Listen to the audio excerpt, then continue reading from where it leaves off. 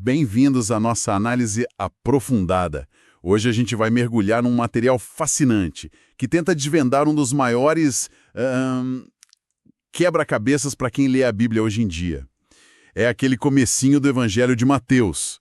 Sim. Sabe, aquela parte que, vamos ser honestos, muita gente confessa que pula. A genealogia. Exato. Aquela lista longa e, à primeira vista, meio sonolenta de nomes. Fulano gerou Cicrano, que gerou Beltrano. E a nossa fonte de hoje, ela argumenta uma coisa muito interessante. Que pular essa parte é como, pular o primeiro capítulo de um livro de mistério. Você perde todas as pistas. Exatamente. A tese central do comentário que a gente está analisando é que essa genealogia não é um prefácio chato, sabe? Ela é a chave de criptografia para entender todo o resto. Perfeito. Então a nossa missão aqui é entender como uma lista de antepassados, que parece um registro de cartório, foi na verdade a forma que o autor, Mateus, escolheu para apresentar um argumento, assim, explosivo para o seu público original. Um público hebreu, né? Um público hebreu. E era um argumento que, segundo a nossa fonte, era a base de tudo. Que seria? Provar que Jesus de Nazaré não era só mais um profeta ou um mestre, mas que ele era o Messias prometido, o herdeiro legítimo do trono de Israel, e ele faz isso antes mesmo de contar a história do nascimento. A prova, para ele, estava no sangue, na linhagem. Certo, então vamos desconstruir isso. Como é que essa lista de nomes funciona como uma certidão de realeza? E o que eu acho mais intrigante, o que as escolhas muito estranhas que Mateus fez para essa lista nos dizem sobre a mensagem que ele queria passar? Olha, o primeiro passo é o cabeçalho. Mateus não começa com "era uma vez". Ele começa de uma forma quase jurídica, assim. Sim. Livro da genealogia de Jesus Cristo, filho de Davi, filho de Abraão. Para a gente hoje, isso pode não dizer muita coisa, mas para um leitor hebreu do primeiro século, nossa. Isso era uma bomba. Uma bomba, por quê? São dois nomes famosos, claro, mas qual o peso deles ali logo de cara? Então, filho de Abraão era a identidade básica. Era como dizer, ele é um de nós, sabe? Conectando Jesus à raiz da nação de Israel. Certo, a credencial. Isso. Mas filho de Davi. Ah, isso era muito mais. Filho de Davi não era só um título de descendência. Era um título messiânico. Ah! Era o código para o rei prometido. Ao colocar isso na primeira frase, Mateus está jogando as cartas na mesa e dizendo, olha, a pessoa sobre quem eu vou falar tem a reivindicação legítima ao trono. Entendi. Então ele já estabelece as duas colunas de sustentação da identidade. A nacional, com Abraão, e a real, com Davi. Mas a fonte menciona que a própria estrutura da lista, a forma como ele organiza os nomes, também tem uma mensagem escondida, né? Algo sobre o número 14. Exato. Mateus faz questão de dizer, são 14 gerações de Abraão a Davi, 14 de Davi ao exílio e 14 do exílio até o Cristo. Isso é muito deliberado. E segundo o comentário que a gente analisou, é uma piscadela para o leitor atento. Uma piscadela. Sim, em hebraico, as letras também são números. E as consoantes do nome Davi, DVD, somam 14. Ah, que interessante. Então, repetir o nome 14 3 vezes é como se ele estivesse sublinhando o nome Davi, Davi, Davi em neon por toda a história de Israel. Exatamente. Ele está martelando a ideia da linhagem real. Que incrível. E o mais fascinante, como a fonte aponta, é que a matemática nem é perfeita.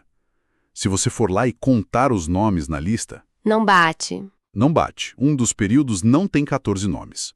Mas isso não era um erro. Entendi. Mostra que o objetivo de Mateus não era precisão histórica, mas teológico. Ele estava moldando a história para mostrar que ela inteira convergia para um único ponto: Jesus. A história não era um acaso, era um projeto que apontava para ele. Ok, isso já muda completamente a perspectiva. Não é um documento, é um argumento. Mas é agora que a coisa fica realmente surpreendente. Porque se o objetivo era provar uma linhagem real perfeita, a gente esperaria uma lista de homens nobres e irrepreensíveis. E o comentário diz que Mateus faz exatamente o oposto. Ele faz algo inédito para as genealogias da época. Ele inclui mulheres. Certo. E não apenas isso, ele escolhe a dedo 5 mulheres com histórias, digamos, complicadas. A fonte argumenta que essa escolha é uma das declarações teológicas mais radicais de todo o Novo Testamento. Peraí, vamos com calma aqui. Normalmente, uma linhagem real, especialmente uma sagrada, seria limpa, impecável. Uhum. E a fonte diz que Mateus coloca de propósito personagens com passados controversos bem no início. Quem são essas mulheres? São Tamar, Raabe, Ruth, Batseba e, por fim, Maria. E cada uma delas quebra o molde do que se esperaria de uma ancestral do Messias. O comentário descreve a história de Tamar, por exemplo, de forma muito vívida. Como? Ela é uma cananeia, uma estrangeira, que se vê numa situação desesperadora para garantir a descendência prometida e forçar o sogro dela, Judá, a cumprir o dever dele. Ela se disfarça de prostituta e o engana. Nossa, isso já seria o suficiente para desqualificar qualquer um de uma lista de honra. E como a história termina? E aí que tá o ponto. Quando a verdade vem à tona, Judá, o patriarca, em vez de condená-la, declara publicamente: ela é mais justa do que eu. Uau! Ou seja, a primeira mulher destacada na linhagem de Jesus é uma estrangeira que usa de engano por uma causa que, no fim, é reconhecida como justa. Isso já bagunça todas as nossas expectativas. Completamente. Totalmente. E a segunda, Raabe, o que a fonte diz sobre ela? A história de Raabe é igualmente chocante. O texto bíblico a descreve sem rodeios como uma prostituta de Jericó, outra cananeia. Outra estrangeira? Outra. E ela arrisca a própria vida para esconder espiões israelitas. E o motivo dela não é político nem financeiro. Ela faz uma declaração de fé. Ela diz para eles: eu sei que o Senhor lhes deu esta terra. A fé dela num Deus que não era o seu a salva e a insere na história do povo de Israel. Então já temos uma estrangeira que usa o engano e uma prostituta estrangeira que age por fé. A terceira é Ruth, que é mais conhecida, mas ainda assim é uma escolha interessante, né? Sim, Ruth era uma moabita, e moabitas eram inimigos históricos de Israel, tinha leis que os excluíam da congregação, sabe? Sei. Mas ela, por lealdade à sua sogra israelita, abandona seu povo, sua terra, seus deuses e faz aquele juramento famoso: o teu povo será o meu povo e o teu Deus o meu Deus. Ela é o exemplo da inclusão pela lealdade e pela fé. Quebra barreiras nacionais e religiosas. Certo. E a quarta mulher? Ela é mencionada de uma forma que parece quase uma provocação. É muito significativo. Mateus não a chama pelo nome, Batseba. Ele a identifica como a mulher de Urias.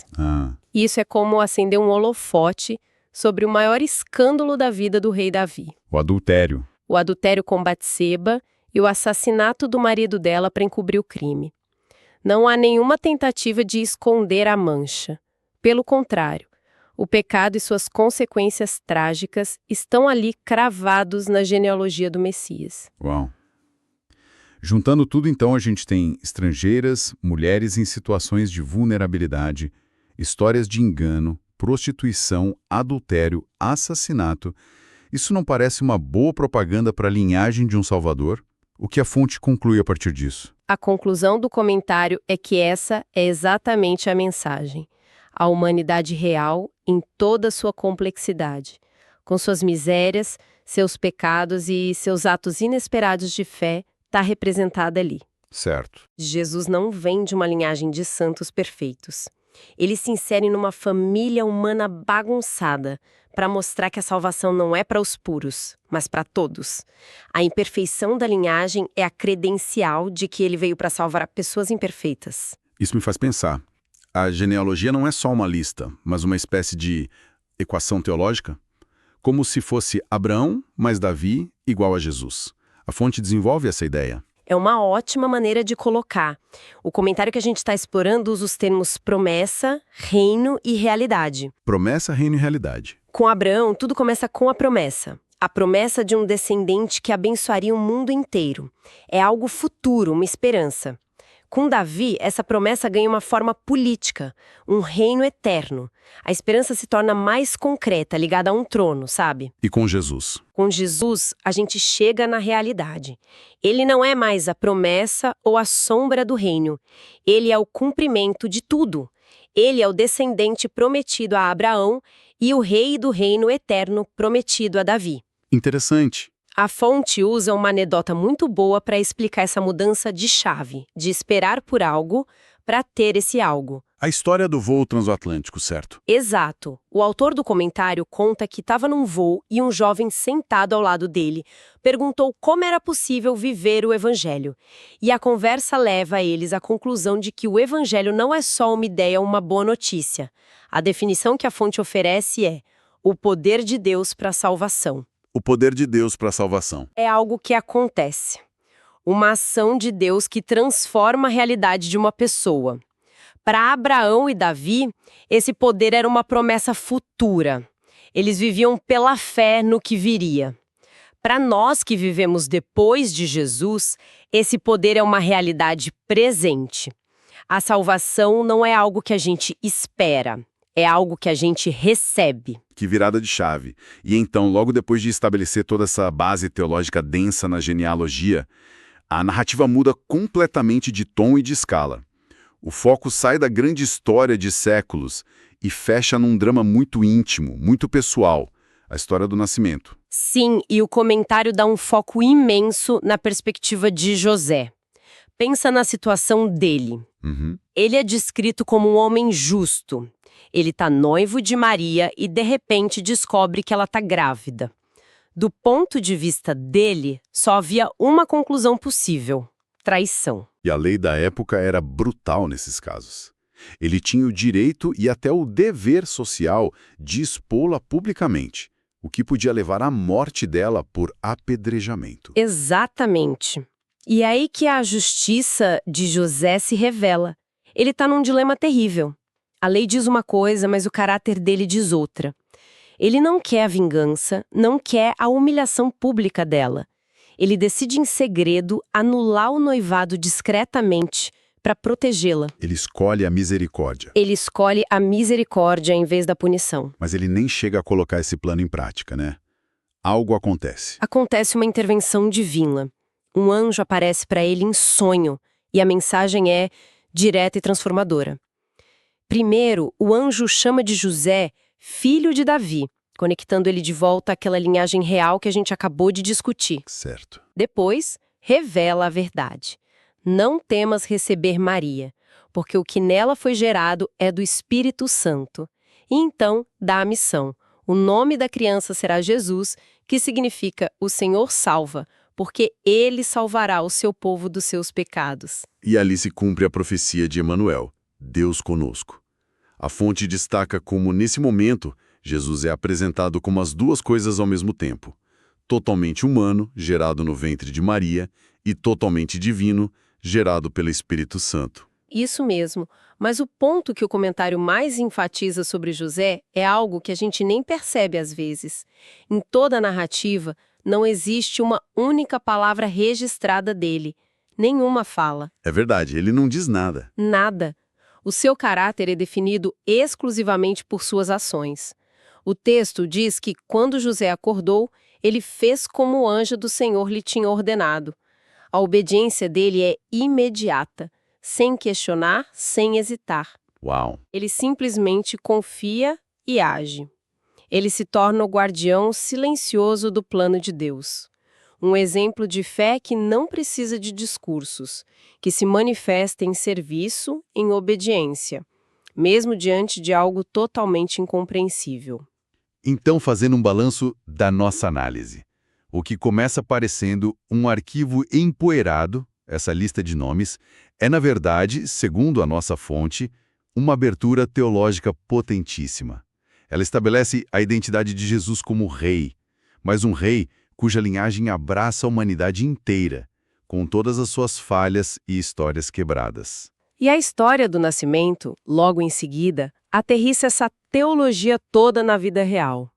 Mostra como o plano de Deus se desenrola não através de mágica, mas através da coragem, do dilema e da fé de pessoas comuns, justas como José, que escolhem confiar e obedecer quando tudo ao redor parece não fazer sentido. É uma conexão poderosa entre o plano divino de séculos e a decisão humana de um instante.